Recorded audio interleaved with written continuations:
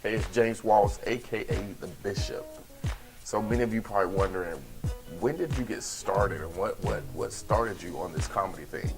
Well, I started at the age of 15 years old. I was born and raised in a very comedic family. My family, they look at life differently than most people would. We laugh at stuff that most people just probably wouldn't laugh at. But then on top of that, one day I was watching a Sinbad show where he was doing stand-up comedy, and Sinbad is one of the legends out there who do clean comedy, but it is hilarious.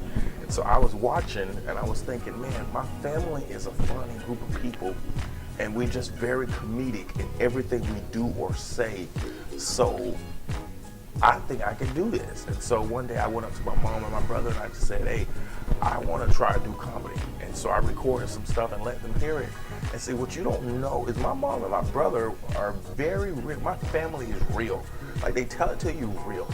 And my mom and my brother was the two that I know will definitely tell me the truth.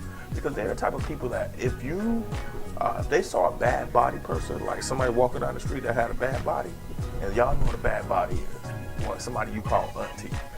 They saw a bad body person, they would look at each other and be like, look at that, ooh, look at that. You know, it's just what they would do. You know, it's not being rude, just they saw a bad body, so they said, ooh, look at that. So, so I knew that me coming up to them and saying, hey, I want to do stand-up comedy, and yeah, I knew that they would let me know, ooh, no, you don't need to do that, you don't need to do that. So I tried it, I let them hear it, they was like, go for it. So I was like, cool. So I decided to do it for my dad's 40th birthday party. Again, I was 15 years old, doing it for my dad's 40th birthday party, okay? So this was gonna be in front of people who were like family, friends, and like members of a church that he was pastoring back then.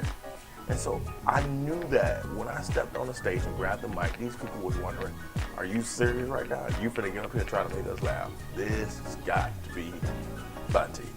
Let's see what this dude's gonna do.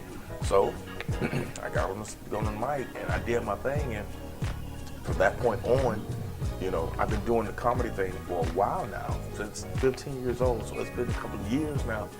And I started taking this thing serious, doing it in my dad's church, and then I got invited to do some television, host some major concerts down in the Miami, Florida area, and do some shows down there as well. And it was great. You know, I had a stage name. My stage name was Dr. Laugh. My mom and my brother came up with that name. One day I was just like, I need a stage name. And so they came up with Dr. Laugh, and I was like, all right, it works. So Dr. Laugh was doing his thing down there in Miami, Florida, you know, on television, on stage with some of the best down in the Miami, Florida area and nationally. And then one day I decided to come to the City of Lakes. That's a Lakeland, if you didn't realize that, where we are right now. I decided to come here to go to school.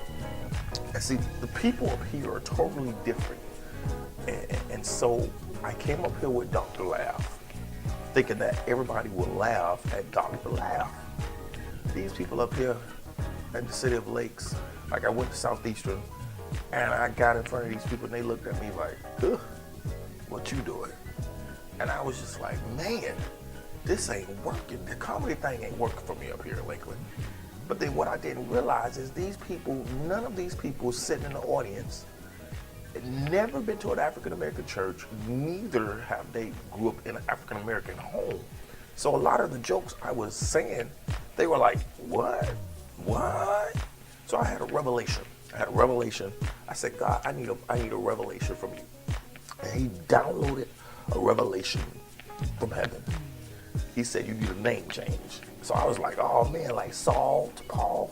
Oh, snap. I did, got my revelation. I went from Saul to Paul, okay? So I changed my name. I said, I can't do Dr. Laugh no more. I'm not Dr. Laugh no more. I'm gonna stick with regular James Walls. And so now I am James Walls, and I'm no longer Dr. Laugh, okay? And so I get in front of these people, and they start laughing at me. okay? Because I had a name change. But what made it better is I used those same jokes that Dr. Lab would use and made it relatable to them. So like they loved it when I told them things like, you know, and this is still true. I think she'll get me today. I might have to be careful because she might throw a shoe at this screen right now. But you know, Isaiah Walls, WJ Walls, they didn't play, especially Isaiah. Isaiah, you know, I used to tell them stories like Isaiah would whip us, like we got beat.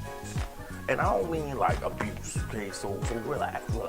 Some of y'all are scared already. Loosen up, okay? But she whipped us. They whipped us. We got beat. And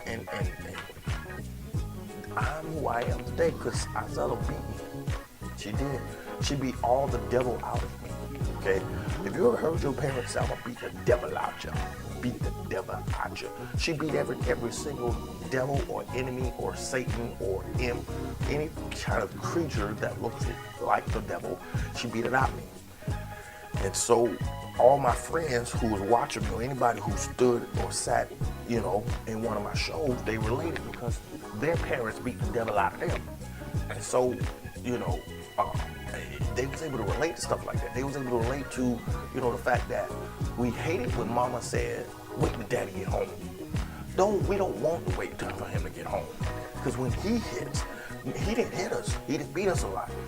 But his once a month beatings that he did, it carried us through the whole month. That you didn't want him to beat you again. You'd rather mama get it over with and just say, forget it. Daddy, no. You know, I would rather take the sacrifice for mama. And so these kids was able to relate to this. All these little college buddies that I had at Southeast, they was able to relate to that. But I had to change my name.